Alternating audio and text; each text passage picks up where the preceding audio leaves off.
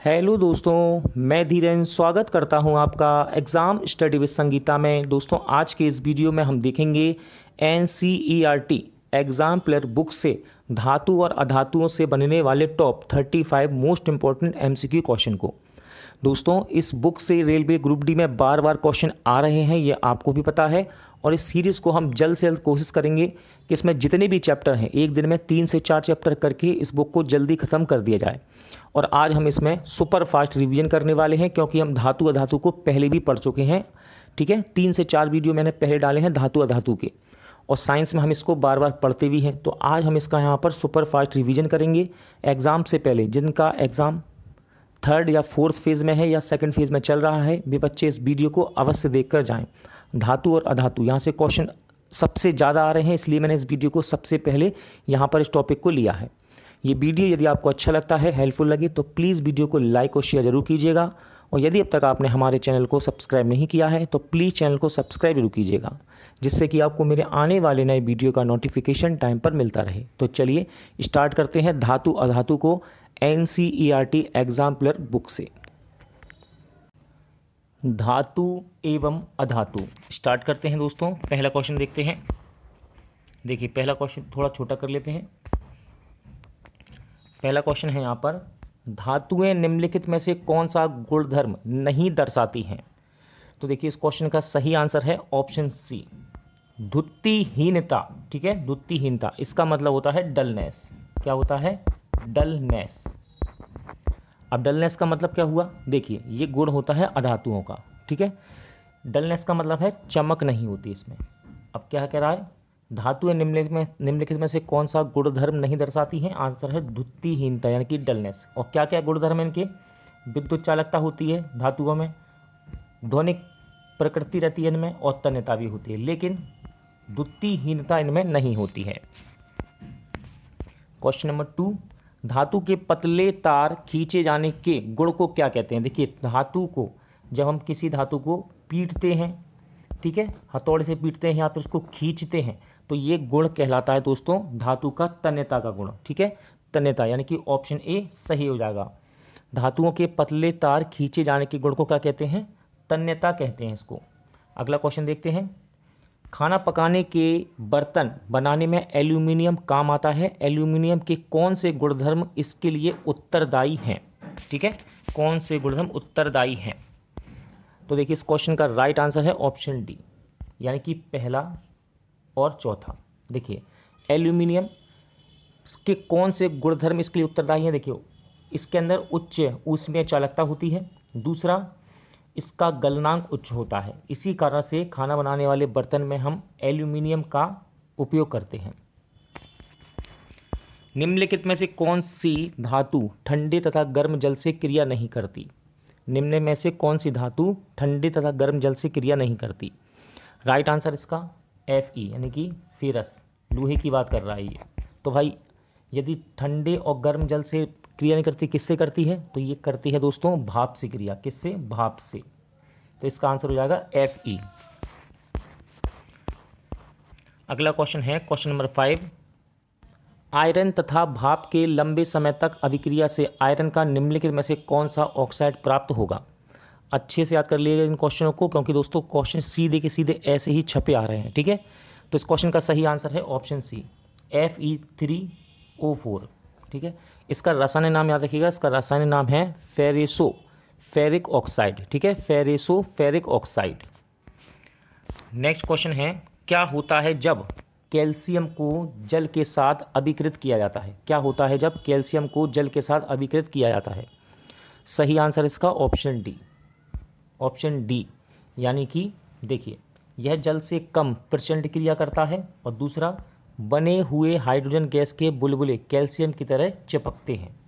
ठीक है, तो इसका सही आंसर है ऑप्शन डी, तीसरा और चौथा वाला ये सही रहेगा। आगे बढ़ते हैं। धातुएं सामान्यतः अम्लों से क्रिया कर लवण तथा हाइड्रोजन गैस देती हैं।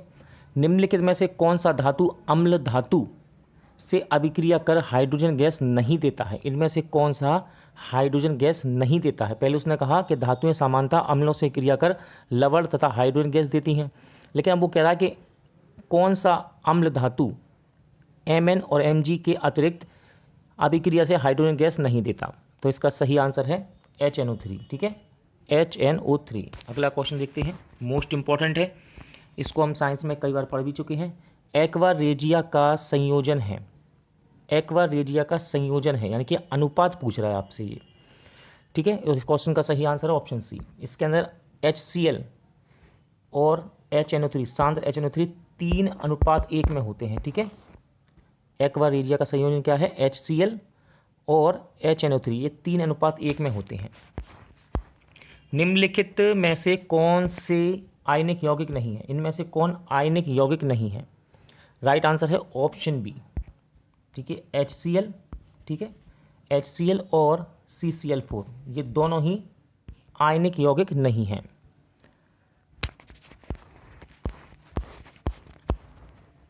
अगला क्वेश्चन है यहाँ पर क्वेश्चन नंबर 10, निम्नलिखित में से कौन सा गुणधर्म सामान्यतः आयनिक यौगिकों के द्वारा प्रदर्शित नहीं किया जाता है? राइट आंसर है इसका ऑप्शन बी। देखिए, ठोस अवस्था में विद्युत चालकता, कौन सा गुणधर्म है जो सामान्यतः आयनिक यौगिकों के द्वारा प्रदर्शित नहीं किया जाता? तो यह है ठोस अवस्था में विद्युत चालकता। नेक्स्ट क्वेश्चन है, निम्नलिखित में से कौन सी धातु प्रकृति में प्राकृत अवस्था में पाई जाती है? तो याद रखिएगा दोस्तों, इस क्वेश्चन का राइट आंसर है ऑप्शन सी, यानी कि Au, ठीक है, और Zn, सॉरी Au और Ag, Au और Ag। तो Au और Ag ये दोनों ही तत्व ऐसे हैं दोस्तों, देखिए Ag हो गया आपका सिल्वर, और कमेंट बॉक्स में मुझे बताइएगा Au क्या है, ठीक है। तो ये प्रकृति में प्राकृत अवस्था में पाई जाती हैं, ठीक है। 11 का सही आंसर है ऑप्शन सी। आगे बढ़ते हैं, विभिन्न विधियों द्वारा धातुओं को परिष्कृत किया जाता है, निम्नलिखित में से कौन सी धातुओं को विद्युत परिष्करण द्वारा परिष्कृत किया जाता है? विद्युत परिष्करण द्वारा परिष्कृत किया जाता है। तो देखिए, राइट आंसर है इसका ऑप्शन ए, 12 का है ऑप्शन ए, यानी कि Au और Cu, ठीक है, कॉपर हो गया और Au, ये दोनों ही हो गए। अगला क्वेश्चन देखते हैं, वायु में लंबे समय तक उद्भासन से सिल्वर की वस्तुएं काली हो जाती हैं, यह निम्नलिखित में से किसके बनने के कारण होता है? इंपॉर्टेंट क्वेश्चन है, ठीक है। चांदी काली हो जाती है, ये हमने कई बार पढ़ा भी है। अब ये किसके कारण होता है? तो ये होता है Ag2S के कारण। अगला क्वेश्चन है, किसकी पतली परत के लेपन के द्वारा आयरन को जंग से बचाने के लिए गैल्वेनाइजेशन की विधि अपनाई जाती है? सही आंसर है जिंक, ठीक है। जिंक की परत चढ़ाई जाती है लोहे पर, इसको जंग से बचाने के लिए। हमारे जीवन के लिए स्टेनलेस स्टील एक उपयोगी पदार्थ है, स्टेनलेस स्टील में आयरन को किन के साथ मिश्रित किया जाता है? इंपॉर्टेंट है दोस्तों, स्टेनलेस स्टील में क्या क्या होता है ये आपसे पूछ रहा है। तो देखिए, इसमें निकिल और क्रोमियम होता है, ठीक है, निकिल और क्रोमियम इसमें मिश्रित होता है स्टेनलेस स्टील में, जिससे ये मजबूत बनती है, ठीक है। आगे बढ़ते हैं, यदि कॉपर को वायु में खुला रखा जाए तो यह अपनी चमकीली भूरी सतह को खो देता है तथा हरे रंग की परत प्राप्त करता है। यह किसके निर्माण के कारण होता है? इंपॉर्टेंट क्वेश्चन है। तो ये होता है CuCO3 के निर्माण के कारण, ठीक है, CuCO3 के निर्माण के कारण। अगला क्वेश्चन है, धातुएं सामान्यतः ठोस प्रकृति की होती हैं, निम्नलिखित में से कौन सी धातु कमरे के ताप पर द्रव अवस्था में पाई जाती है? इंपॉर्टेंट क्वेश्चन है, कमरे के ताप पर द्रव अवस्था में पाई जाती है, इनमें से आपको बताना है। तो ये है आपकी Hg, यानी कि पारा, ठीक है, पारा। निम्नलिखित में से कौन सी धातु गलित अवस्था में उनके क्लोराइड के विद्युत अपघटन से प्राप्त होती है? सही आंसर है ऑप्शन डी, ठीक है, ऑप्शन डी, यानी कि सोडियम और कॉपर, ठीक है, सोडियम और कॉपर ये दोनों ही गलित अवस्था में उनकी क्लोराइड के विद्युत अपघटन से प्राप्त होती हैं। सामान्यतः अधातुएं चमकीली नहीं होती हैं, निम्नलिखित में से कौन सी अधातु चमकीली है? देखिए, कह रहा है सामान्यतः अधातुएं चमकीली नहीं होती, लेकिन निम्नलिखित में से कौन सी अधातु चमकीली है इसमें से? तो राइट आंसर है आयोडीन, ठीक है, ऑप्शन डी, आयोडीन। निम्नलिखित 4 धातुओं में से कौन सी उसके लवण के विलयन से अन्य 3 धातुओं द्वारा विस्थापित की जा सकती है? सही आंसर हो जाएगा Ag, यानी कि सिल्वर, ठीक है, सिल्वर। 4 धातुओं में से कौन सी उसके लवण के विलयन से अन्य 3 धातुओं द्वारा विस्थापित की जा सकती है? तो यह है Ag, ठीक है, ऑप्शन बी राइट आंसर है। 3 चिन्हित परख नलियों में ABC क्रमशः सांद्र HCl, सांद्र HNO3, सांद्र HCl तथा सांद्र HNO3 में 3:1 अनुपात में मिश्रण लिए हैं। प्रत्येक परख नली में धातु का एक छोटा सा टुकड़ा डाला गया है। परख नली ए तथा बी कोई परिवर्तन नहीं होता, परंतु परख नली सी में धातु घुल जाती है। धातु कौन सी है ये जो घुल जाती है? तो याद रखिएगा इसका सही आंसर है AU। ठीक है, AU।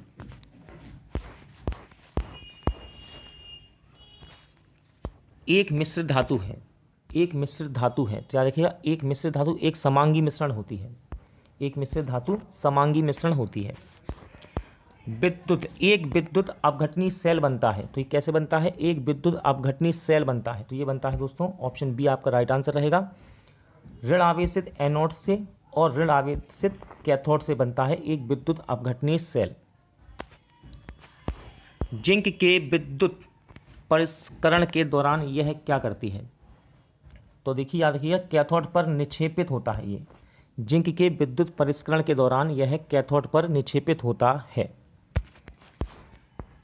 एक तत्व A मुलायम है तथा उसे चाकू से काटा जा सकता है। यह वायु के प्रति अत्यधिक क्रियाशील है तथा वायु में खुला नहीं रखा जा सकता। यह जल के साथ प्रचंड अभिक्रिया करता है। निम्नलिखित में से धातु को पहचानिए। तो यह है आपका सोडियम। ठीक है, सोडियम वायु में खुला नहीं रख सकते, इसको जल के साथ प्रचंड क्रिया करता है, तो ये क्या है? Sodium Na। मिश्रातु एक धातु अथवा अधातु के साथ समांगी मिश्रण है। निम्नलिखित में से कौन सी मिश्रातु उसके अवयव में एक अधातु रखती है? तो सही आंसर है ऑप्शन डी स्टील। क्या हो जाएगा इसका आंसर? स्टील। मैग्नीशियम धातु के लिए निम्नलिखित में से कौन सा कथन गलत है? कौन सा गलत है? तो सही आंसर है ऑप्शन बी। मैग्नीशियम के लिए गलत कौन सा है? यह ठंडे जल से अभिक्रिया पर मैग्नीशियम ऑक्साइड बनाती है तथा हाइड्रोजन गैस निकालती है, ये गलत है। अगला क्वेश्चन देखते हैं। निम्नलिखित में से कौन सी मिश्रातु मरकरी उसके एक अवयव के रूप में होता है? तो ये है आपका जिंक अमलगम। ठीक है, कौन सा मिश्रातु में मरकरी उसके एक अवयव के रूप में होता है? तो ये आंसर होगा आपका जिंक अमलगम। आगे बढ़ते हैं। X तथा Y के मध्य अभिक्रिया पर यौगिक Z बनता है। X इलेक्ट्रॉन खोता है जबकि Y इलेक्ट्रॉन ग्रहण करता है। निम्नलिखित में से कौन सा गुण Z नहीं दर्शाता है? सही आंसर इसका ऑप्शन बी निम्न गलनांक। ठीक है, Z क्या नहीं दर्शाता है? निम्न गलनांक। तीन तत्व X Y Z के इलेक्ट्रॉनिक बनर इस प्रकार दिए गए हैं। X का 2 8, Y का 2 8 और Z का 2 8 2। निम्नलिखित में से कौन सा कथन सही है? कौन सा कथन सही है? सही आंसर हो जाएगा ऑप्शन डी। Y अधातु है और Z एक धातु है। धातुएं सामान्यतः क्षारीय ऑक्साइड बनाती हैं। निम्नलिखित में से कौन सी धातु एक उभयधर्मी ऑक्साइड बनाती है?